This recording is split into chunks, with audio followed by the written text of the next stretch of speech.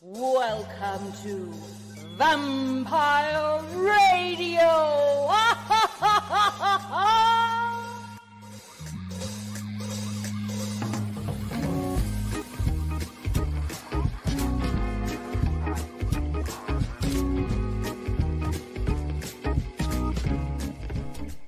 Hola, hola, hola. You are listening to Vampire Radio here on the Vampire Radio Network. Of course, I'm your hostess with the mostest, Shelly from Kelly.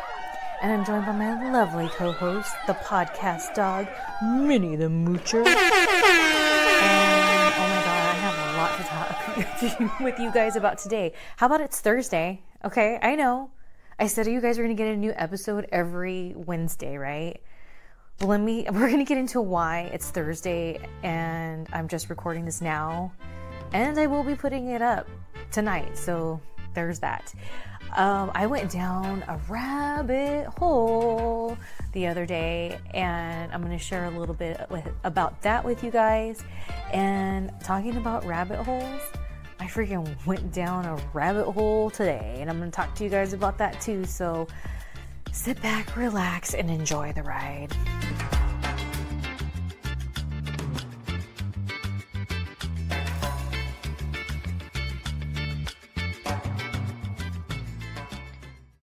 So it's Tuesday, Taco Tuesday, right, of this week. And that's when I was like, okay, I have a whole bunch of stuff I have to do, but I'm going to record the new Vampire Radio because I was doing some research for it over the weekend. So I was totally preparing for it. I was all gung-ho, whatever. That's when it worked for my schedule, right? And then I hate to admit this, you guys. This is just the truth, okay? I ended up emotional drinking and calling my good Judy Jen and just ranted to her about my feelings, thoughts, and emotions.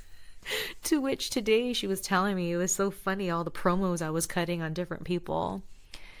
And the reason why I was emotional drinking is, as I've told you guys for months now, I've really been going through it. I have some personal issues going on in my life that heavily weigh on me. It sucks, to say the least. So for me, I think, so one of my main issues that I've had with somebody, it started in March. And that's a long time ago, dude, to be at odds with somebody that you're close with and, you know, you've built a relationship with, things like that. So it's been weighing on me. So I think I finally just kind of cracked. I could only take so much. So I thought it was a good idea to take some shots of vodka on a very empty stomach. And I was able to release a lot. I don't remember the end part of the night. That's the part I don't like. I'm fine with how it was until it comes to, there's a whole part of the night I don't remember. Like when I was cutting these awesome promos about different people, shoot promos on different people. And Jen just like telling me how awesome they were. And she wishes it was me voxing her so we can hear it back. Side note, Voxer is kind of like a voice texting app. It's free. You should check it out. It kind of works like they market it like it's a walkie-talkie. And the reason why I like it, side note, is because my friend Jen lives on the East Coast. And so it's really hard to kind of coordinate getting on the phone with each other. So it's been really awesome because since I got her on the Voxer, we are able to have those phone conversations, but they're just kind of scattered. And what I mean is, like in the morning when she's driving to work, she'll like Vox me. And then she's ahead of me. So then when I wake up and I'm in here getting my mind right, getting ready to go work out, I listen to her Voxes and then I reply back to them. And so we're able to go back and forth throughout the day, which if you put it all together is like one long phone conversation, but we can't schedule it. You know, our lives are crazy. We live in different time zones.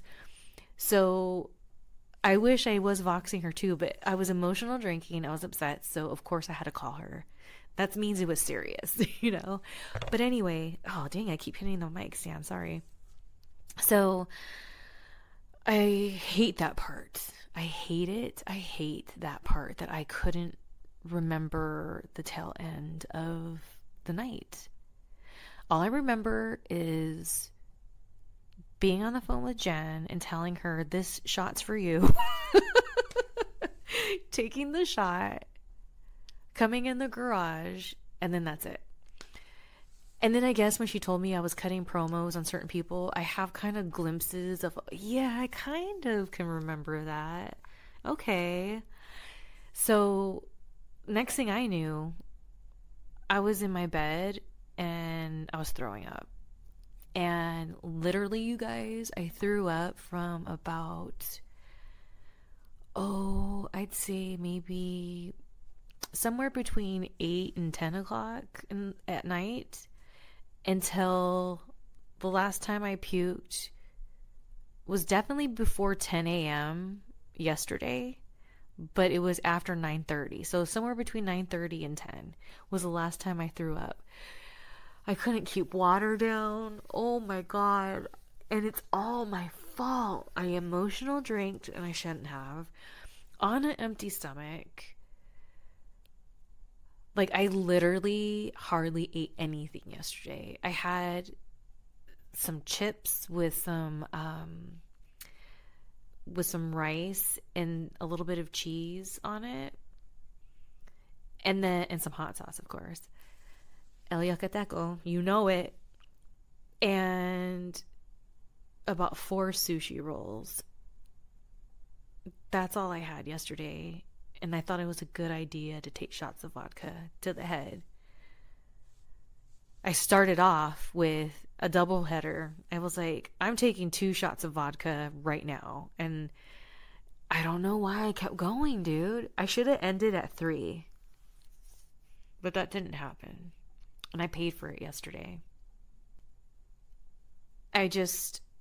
When I was looking back, I was like, dude, I was being so irresponsible and selfish because I have a lot of responsibilities here at my house and people who rely on me, people who can't take care of themselves. I've told you guys this so many times because it's just my life. I am helping a family member right now and taking care of them.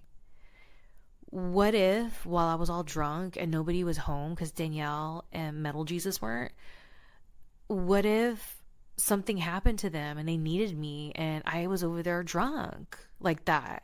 It's one thing to be tipsy, but to be drunk like that, you know what I mean? That part makes me feel like the biggest asshole. If I didn't have that family member counting on me and needing my physical help, like literally physical help in their everyday life, then it wouldn't have been as big of a deal in the sense of me beating myself up over it.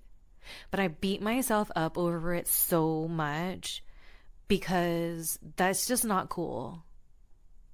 If something would have happened and I could have done nothing about it because I was drunk, I would have felt like the biggest asshole in the entire universe, and it would weigh on me. And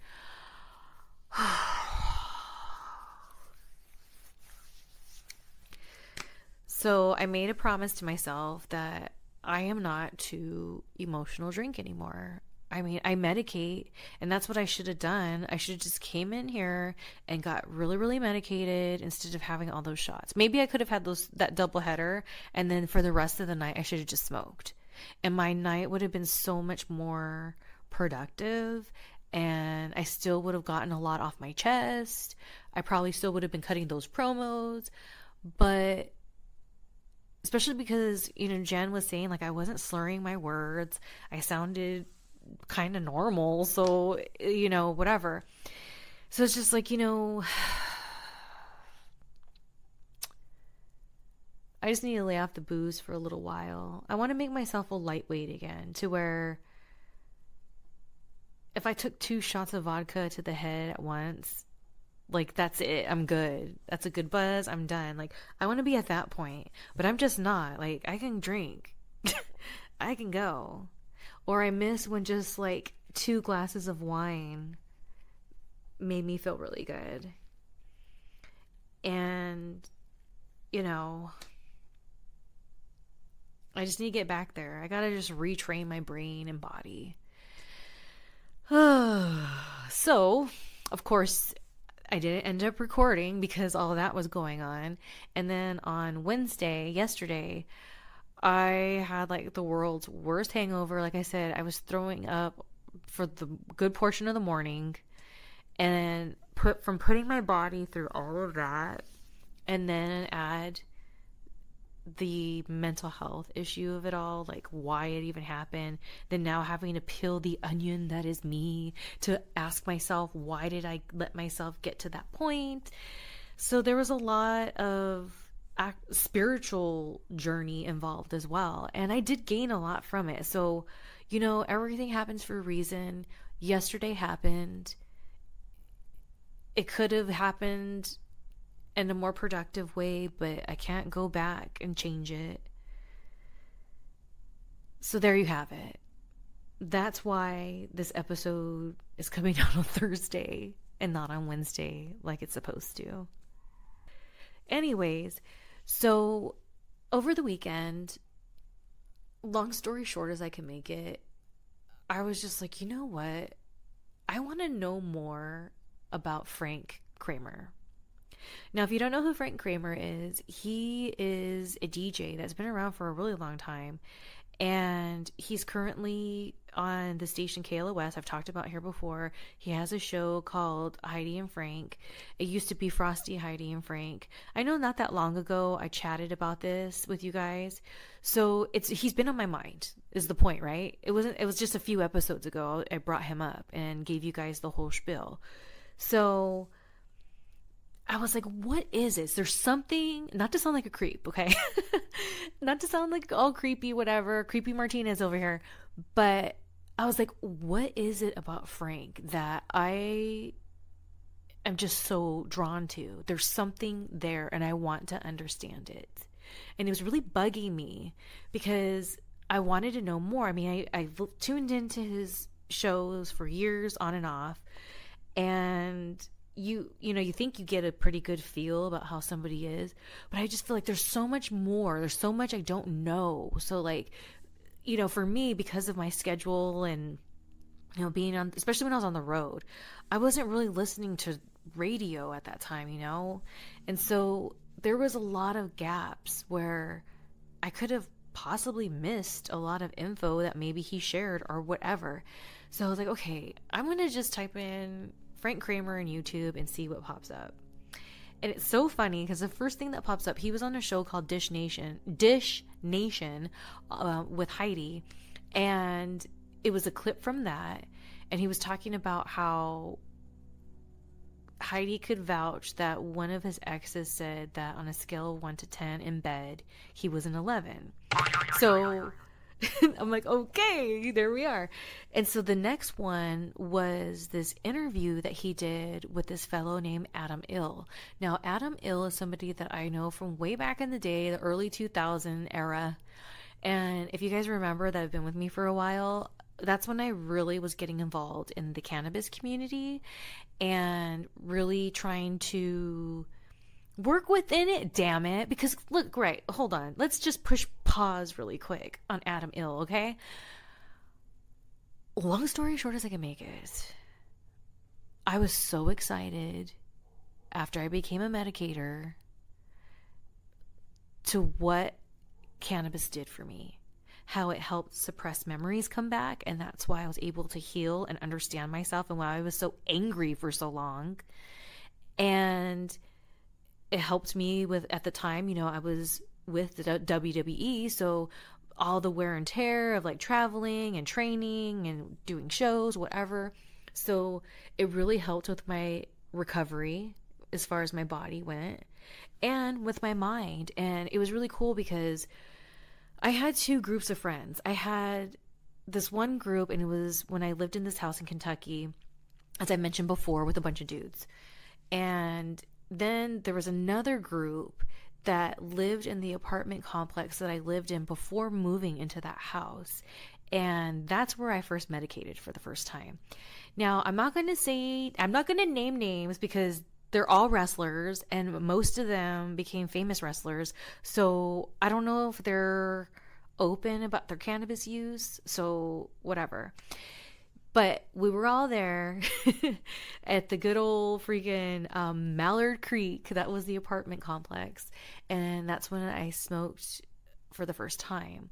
So at that group of friends, they were separate. Even though we all got along, both groups, they were just more like that was that group of friends. And then the ones I lived with were separate. And it was really cool because I was really diving headfirst into the cannabis and I was loving every second of it. And each group gave me different dynamics and conversations and just opened up my mind, dude. And it was awesome. And they both had different energies about them. So it was a really cool time, man. It was a really cool time, man. And then when I was on the road, I'd be smoking out with the wrestlers that are potheads on the road. And then I had some really cool moments with them. And it was like, oh my gosh, this is blowing my freaking mind over here. I'll never forget. I can say at least RVD because we all know RVD's 420 friendly. Me, RVD, and a couple other dudes, we were in Scotland. And somebody scored a joint. And they gathered us all together, and whatever building we were in, it was a really old arena, right? And we went up to the attic, and there was like, oh my gosh, you guys, it was like a freaking movie. There was like this, I don't know if it was a window or if there was an actual like opening on top of the roof that was kind of a little circle and you could see the freaking moon, and we were just in deep convo. It was freaking awesome. And I can't tell you how many times when I was on the indies, I would medicate with people and have those kind of moments, whether it was in their cars or whatever, especially because people were so excited to know that I was 420 friendly because I was so open about it, that they were excited to, oh, Shelly's booked on the show, I want to smoke her out, you know? So going back to the early 2000s, I was excited, damn it. I was excited. And you know what the cannabis world did to me? They enchanted me with getting involved and being about the cannabis. But once I got in, all these dudes are just trying to bang me, man. That's why they're giving me opportunities. Not because I was former Ariel and Selena's and I'm a marijuana advocate now. It was, I want to bang that girl, that wrestler girl. I want to bang her. And so I'd get all these opportunities because of it and then be in weird situations. But when I met Adam Ill and Manny Blunts, they had a podcast called The Podcast. And I know Adam still continues to do it. He just calls it Getting High with the Podcast, I believe. And OM to the G, they were such good energy. They reminded me of the vibes I would get with people I had moments with when I was wrestling, you know? And they were so cool, genuine, not trying to bang me.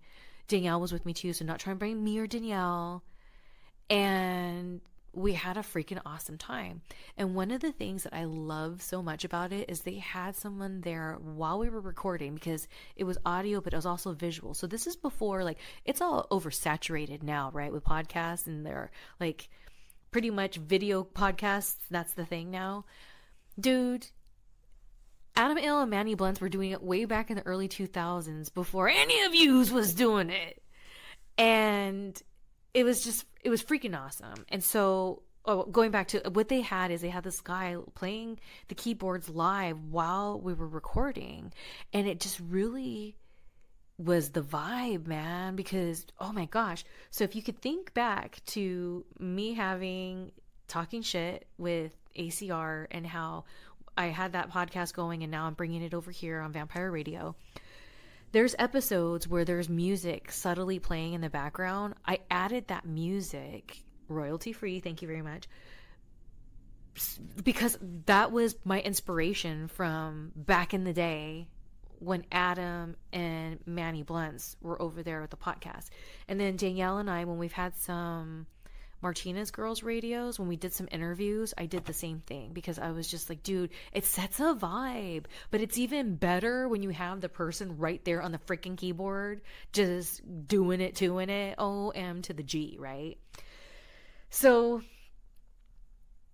I'm like, dude, I remember seeing Frank post something about doing something with Adam a couple months ago. Oh my goodness. Because I remember thinking, dude, Adam knows everybody. And so I was like, dude, I'm going to watch this. Because I feel like maybe I'll get to understand Frank more.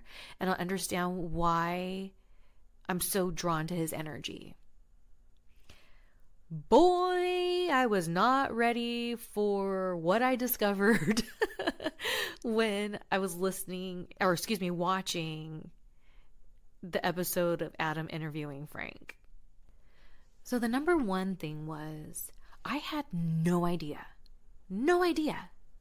that when I knew Adam back in the day, because I was on his podcast a couple times, I had no idea he had a background in freaking broadcasting. No wonder why he was ahead of the game. No wonder why he had the sweet setup, because he understood putting something together and making it happen, right? And not only that, but bringing the experience. That's what radio is. You're bringing an experience to the listener. So I was blown away because him and Frank know each other from when Frosty, Heidi, and Frank were on a channel here, 97.1, which was a talk channel. Now, do you guys remember when I was like, oh, when I was younger, I used to record myself and I would record talk radio and I'd interact with them like I was on the radio with them? Well, you bet your sweet ass 97.1 was one of them. And I remember listening to Tom Lankus, freaking Ricky Rackman when he had his thing over there, followed him from K-Rock to over there. Frosty, Heidi, and Frank were over there. I had no idea that freaking Adam Ill was working at the station. It blew my mind. The reason why is because you guys know, what do I always talk about is how much I love broadcasting. And it made sense. I went to this video to see if I can make more sense of what this vibe is about Frank. And then here I am learning about freaking Adam Ill. I couldn't believe it. Now, I don't know if you guys remember, but not that long ago, I shared a story about how I won tickets to a Dirty Heads show that was on top of the Hollywood Towers. And it was just freaking awesome, right? So the Dirty Heads after that just became so special to me. And I had already been a fan of theirs, of course, before going to the Hollywood Towers. But that really made it personal and intimate to me. And so what was really cool is Frank ended up saying that there's a segment on Heidi and Frank where it's called Stay or Go.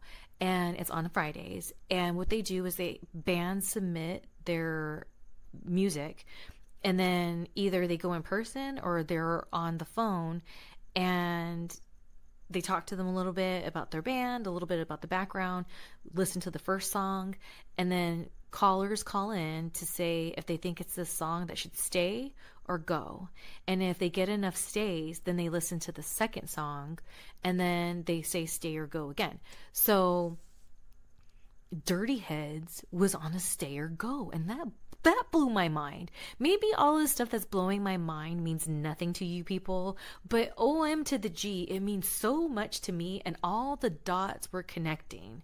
Connect the dots, la, la, la, la. Then, this is where it got really interesting. Frank started talking about his garage days.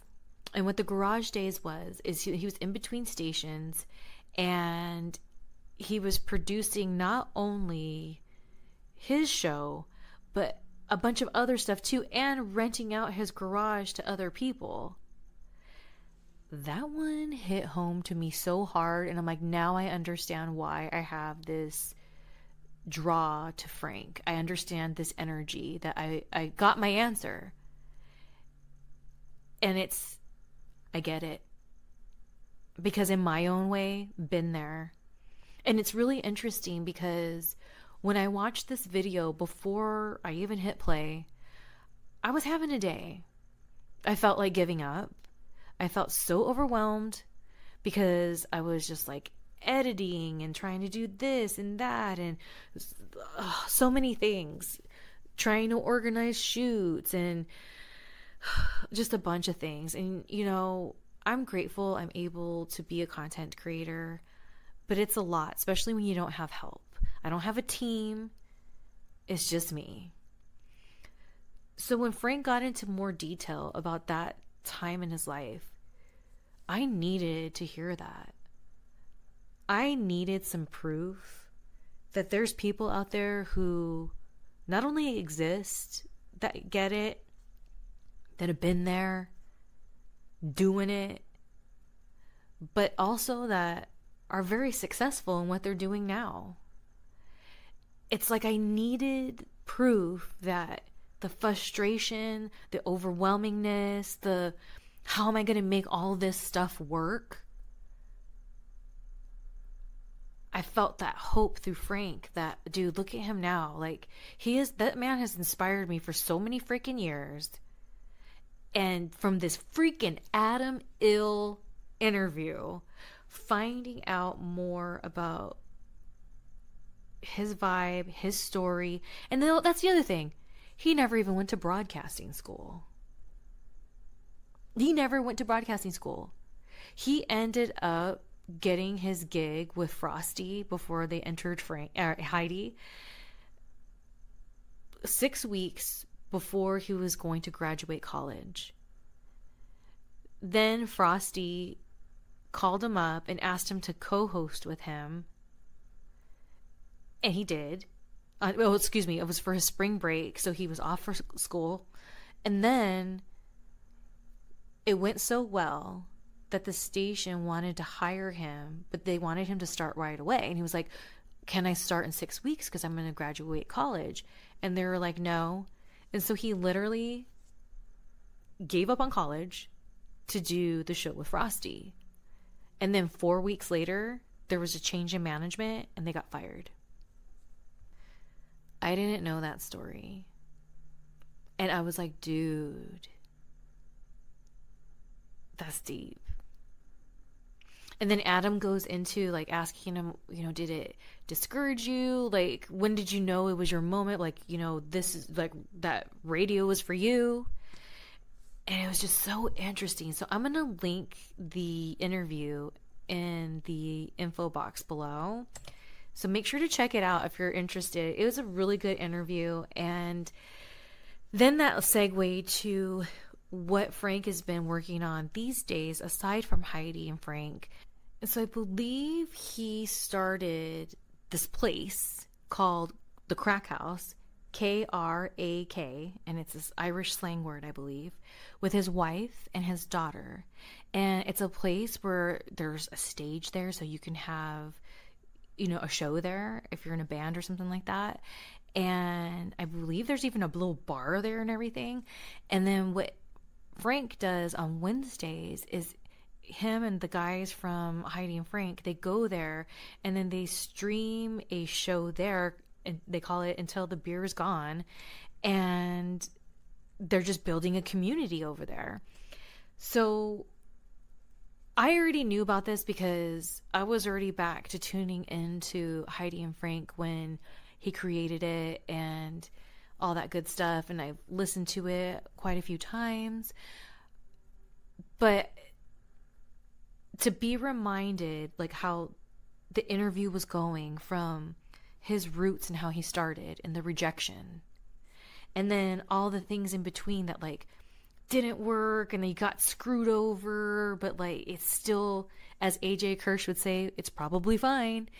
So, and then on top of it, he's over here sharing this with freaking Adam Ill, who again, at the whole time, I'm like, I cannot believe, I wish I knew this about him because I would have talked to him about this stuff back then. But it's okay. I could talk to him about it now, right?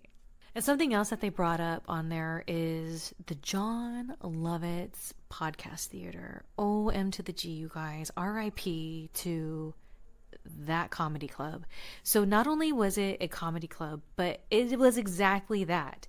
You could podcast there, and I have taken Martinez Girls Radio there when I've been there for comedy shows, and I would record people for my vlog at the time in the booth, and they were recording their show, and it was so freaking awesome. It was so freaking awesome. It was in Universal City Walk, and that's when there's a little bit more going on there than there is now, definitely. And oh man, when they brought it up, I was just like, dude, why did it have to go away? I don't even know what it is anymore. You know, I'm a Universal Studios member, passport holder member, however you want to call it. And I go there pretty often. I haven't been there. I don't go during the summertime. You will not catch me at Universal during the summer. My cutoff is June, and then I usually go back at the end of September. So, hey, maybe I'll be going back soon. And I'll go find out what happened to the Jon Lovitz podcast theater or podcast club. What was it called? I think there's the podcast theater was in the inside, and maybe it was called, oh, anyways, who cares? I hate that it's gone. I wish it was still there. I've seen many good shows there. I've recorded. I hope I can retrieve some of those Martinez Girls radios that I recorded there. It was a good time. It was a good time. And OM to the G. So at the beginning of the episode, before he started interviewing him, they go to this dispensary and get a bunch of edibles and such. And then Frank, he's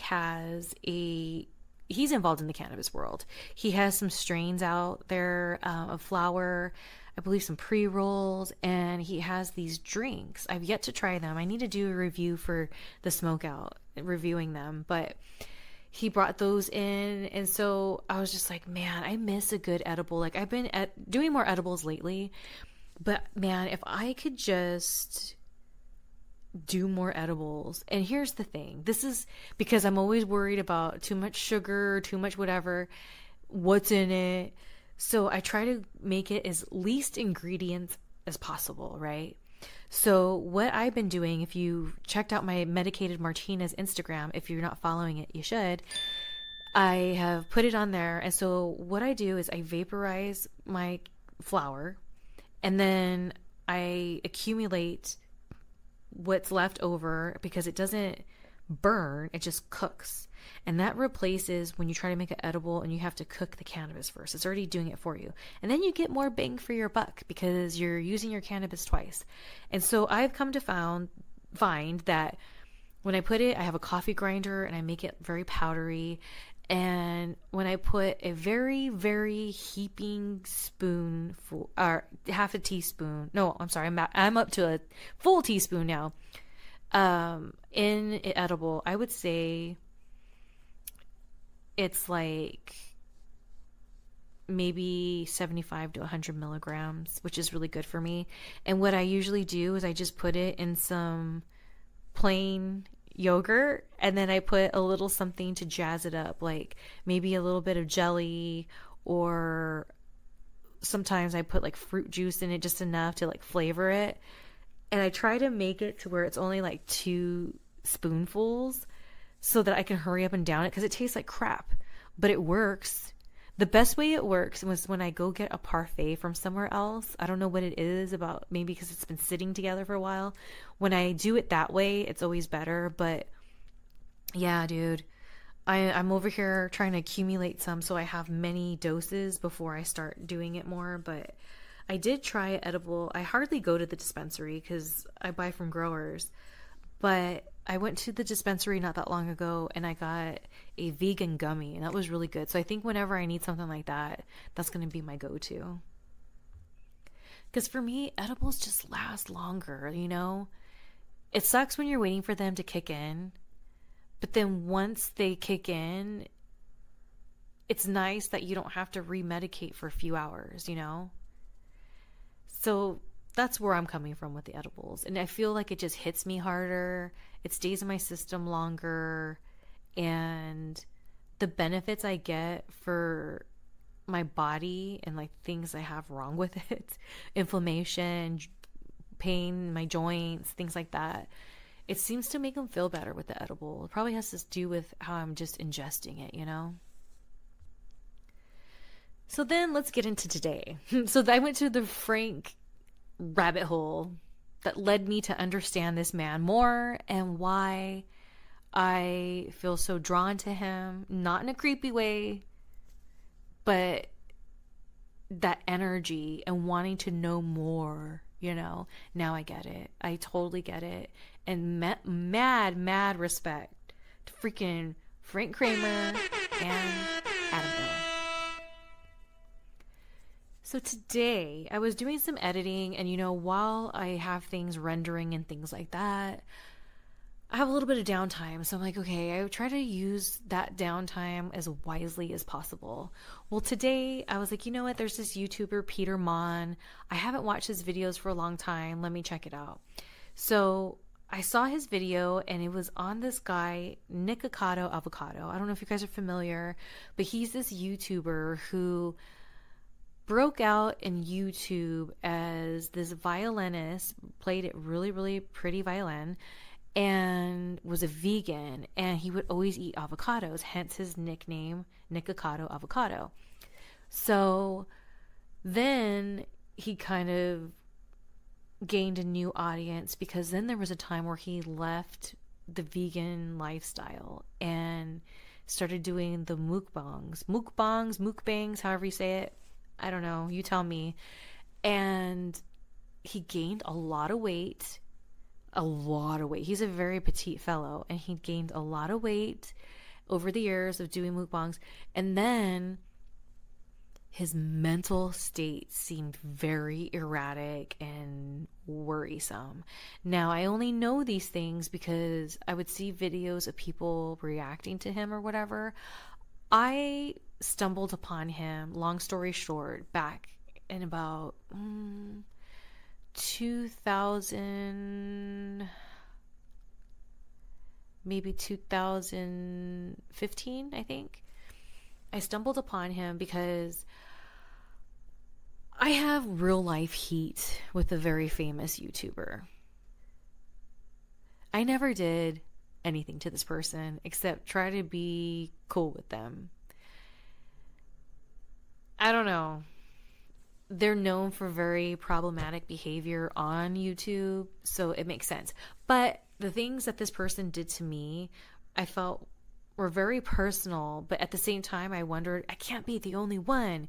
So I went through this phase where I was obsessively looking for any info, chisme, dirt, whatever, on this person to see if I'm crazy or if I'm not the only one. And I definitely wasn't the only one. And I stumbled upon Nikocado Avocado because he had a negative experience with this person. And so I was like, oh my goodness, he plays the violin, like, what, you know, whatever. And so I would watch some of his stuff, but then once it started to go like the mukbangs, which isn't my thing because I don't like the way it sounds when people eat. Like, it drives me nuts. It's like, it drives me nuts too much to where I have like a sickness about it, to where people who know me, they get scared to eat around me because they don't want me to get annoyed. It's really, it's a thing, I know. But that's why I never got into them. And then when the erratic behavior, I was like, dude, I can't support this. And then he did an OnlyFans, and I was like, oh my gosh, I have to unfollow this guy because I don't want to see all this. So on the smoke out, there had been a couple times I brought him up saying, you know, I fear for him because he's young. He's like 20 something. I was like, dude, he gained so much weight. I think like 200 something pounds he gained. And what I would tell Stoner Jesus, like, I just hope he doesn't die, dude. Like, this is terrible. It's terrible. And so Stoner Jesus sent me a link about how he lost all his weight and how it was all a social experiment, right? So I'm like, okay, well, I didn't watch the video, but I typed in his name in Twitter and I saw a lot of the same videos circulating. And I was like, whoa, why is he so angry? Shouldn't he be happy he lost all this weight? Like, damn, dude. I'm over here still trying to get back to Fit Shally. I'd be so excited. And I was telling, again, my good Judy Jen, I was telling her, I was like, dude, when I get to back to my Fit Shally weight, I'm going to be so much happier. You know why? Because collectively, a lot of the things that bother me and bring me down on a very regular basis stem from being out of shape. And what I mean by that is when clothes don't fit the way they're supposed to, it affects me. When I'm around Metal Jesus, even though we've been together for 8 years, 8.5 now, I'm like, oh my God, does he see like my side profile and how I have a double chin right now? Oh my God, I need to cover up. So then that's that whole thing. And then just doing like a whole bunch of different things like that to where it's like, oh my gosh, if I just wasn't Fat Shally right now, this wouldn't be an issue. And so and I know that I could let go of those things because how I've slowly, unfortunately, have been losing my weight and getting back into shape. I have been feeling better and happier.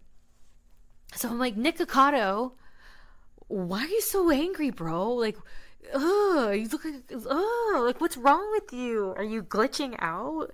Is this AI? Like, what is the deal, dude? So going back to Peter Monn, I was like, I would like to see what he says about Nikocado. And then I noticed in the thumbnail, he had a mermaid in there. I was like, okay, that's interesting.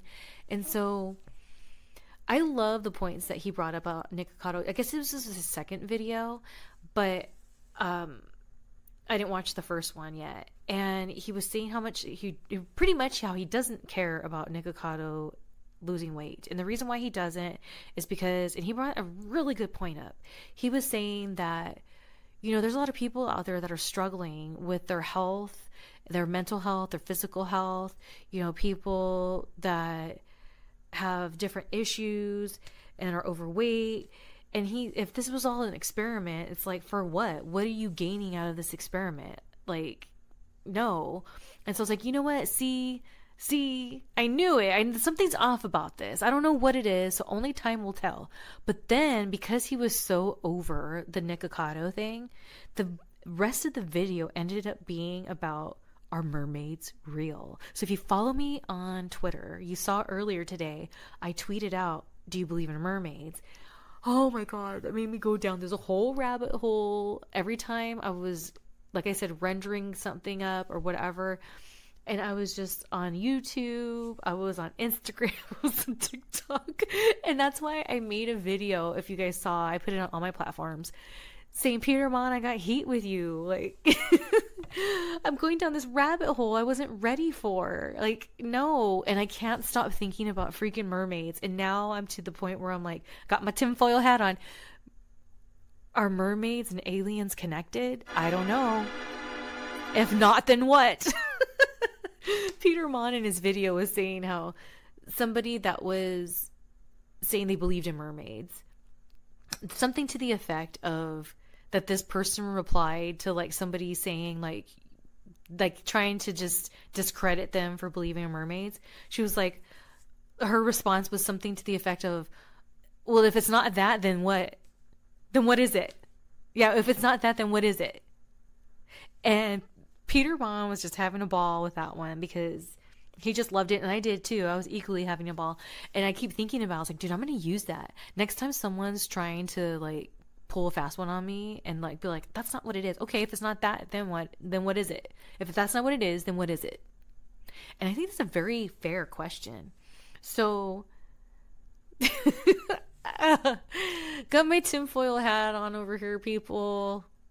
Just don't mind me. Do you believe in mermaids and aliens? Do you think there's a connection? Let me know in the comments below. Oh, lovely. I hear the coyotes out there are just going crazy. Oh, little Minnie. Good thing she has her coyote vest. Well, I'm going to go ahead and tap out because it's late. I got to get this episode up. Got to get Minnie inside because those damn coyotes are out there. And start fresh and new tomorrow. I hope you guys have a good rest of your week. Tomorrow's Friday. Happy Friday, Junior. I hope you have a good weekend. Sending everyone out there lots of love and light and positive vibes, of course.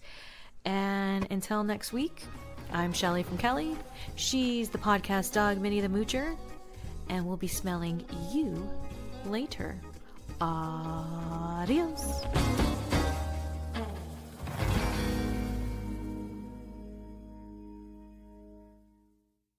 Hurry back, and remember to bring your death certificates. Hurry back.